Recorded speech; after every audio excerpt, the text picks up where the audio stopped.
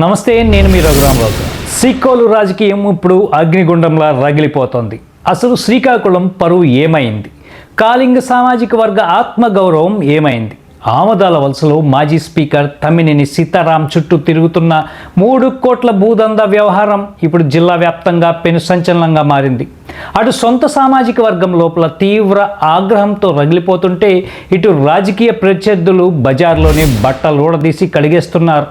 భూ పంచాయతీలో ముద్దాయిగా మారి పోలీసుల నుంచి తప్పించుకోవడానికి తమ్మినేని కుటుంబంతో సహా జంప్ అవడంపై ఎంత బతికి చివరకు సిక్కోలు పరువును రోడ్డును పడేశారంటే స్వామి అని సొంత జిల్లా వాళ్లే చెవులు కొరుక్కుంటున్నారట. Let's watch.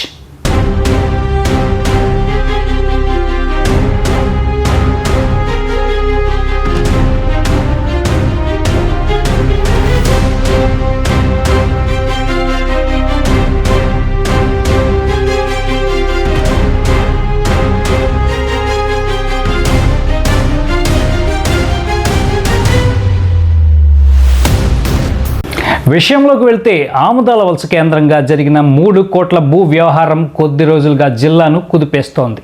ఈ వ్యవహారంలో పోలీసులు ప్రెస్ మీట్ పెట్టి వివరాలు వెల్లడించడంతోనే కథ పూర్తిగా అడ్డం తిరిగింది.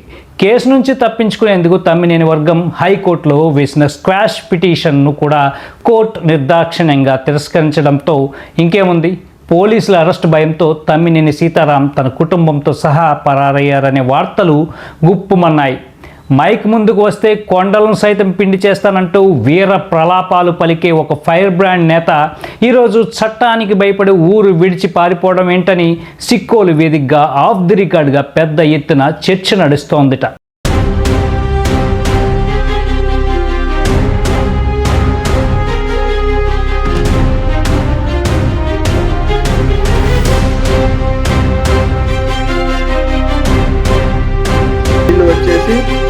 ఎక్స్ స్పీకర్గా ఎవరైతే వర్క్ చేశారో తమ్మినేని సీతారాం గారి అబ్బాయి తమ్మినేని వెంకట శ్రీరామ చిరంజీవి నాగ అలియాస్ నాని, ఈ వ్యక్తి నేమ్ తోటి రిజిస్ట్రేషన్ చేసుకోవడం జరిగింది.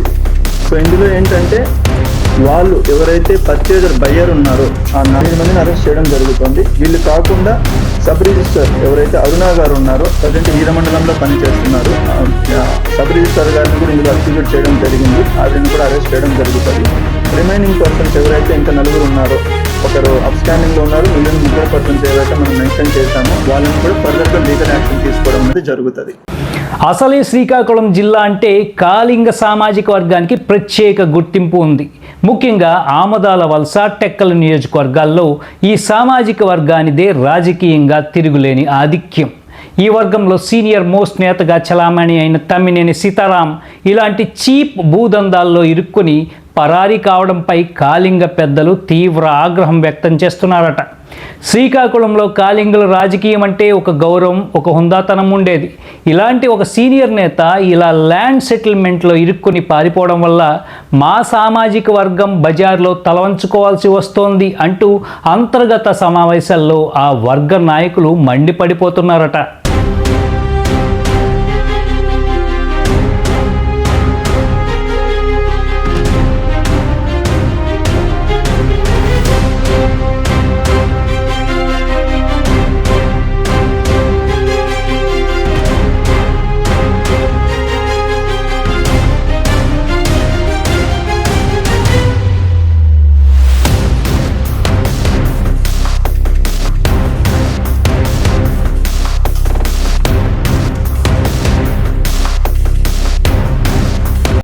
ఇక ఈ అవకాశాన్ని రాజకీయ ప్రత్యర్థులు ఏమాత్రం వదులుకోవడం లేదు. ప్రత్యర్థి కోన రవికుమార్ ప్రెస్ మీట్ పెట్టి తమ్మినేని కుటుంబాన్ని కడిగి పారేస్తే, మరోవైపు రాష్ట్ర మంత్రి కింజరపు అచ్చెన్నాయుడు విసిరిన శరాఘాతం వైకాపాని పూర్తిగా నైతికంగా దెబ్బతీసిందనే చెప్పాలి.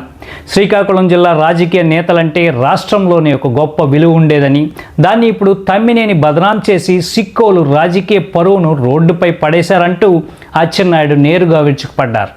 చిత్రం ఏంటంటే, ఎంత జరుగుతున్నా వైకాపా నుంచి ఒక్క నేత కూడా తమ్మినేనికి మద్దతుగా మాట్లాడడానికి ముందుకు రాకపోవడం, సొంత పార్టీ శ్రేణులు కూడా ఈ వ్యవహారంలో తమ్మినేని ముమ్మాటికి తప్పు చేశారని లోపల ఒప్పుకుంటున్నారనడానికి ఈ మౌనమే నిదర్శనమని ఆఫ్ ది రికార్డుగా చెప్పుకుంటున్నారు.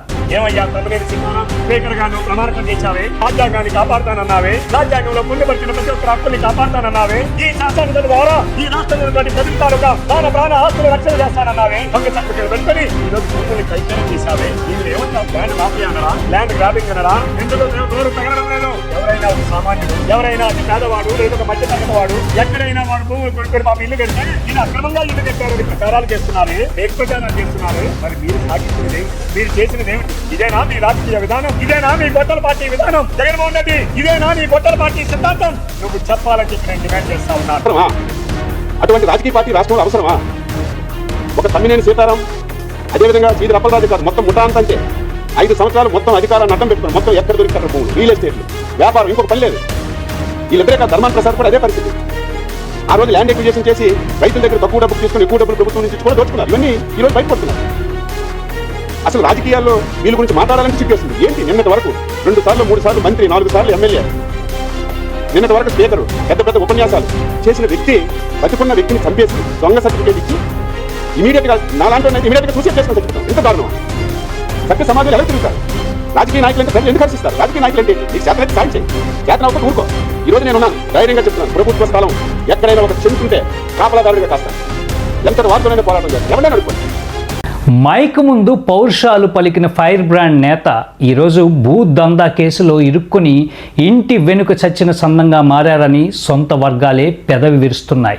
మొత్తానికి ఈ 3 కోట్ల భూ వ్యవహారం, క్వాష్ పిటిషన్ రిజెక్షన్, ఆపై కుటుంబంతో సహా పరారీ డ్రామా సిక్కోలు రాజకీయాల్లోనే కాదు, కాళింగ సామాజిక వర్గ చరిత్రలోనే తొడవలేని మచ్చగా మిగిలిపోయిందనేది ఈనాటి అసలు ఆఫ్ ది రికార్డ్ న్యూస్. మరి ఈ విషయంపై మీరేమనుకుంటున్నారు?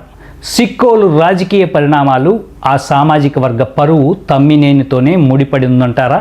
కామెంట్ చేయండి. ఇలాంటి లోతైన ఆఫ్ ది రికార్డ్ కంటెంట్ కోసం సబ్స్క్రైబ్ చేసుకోండి, లైక్ చేయండి, షేర్ చేయండి. Signing off.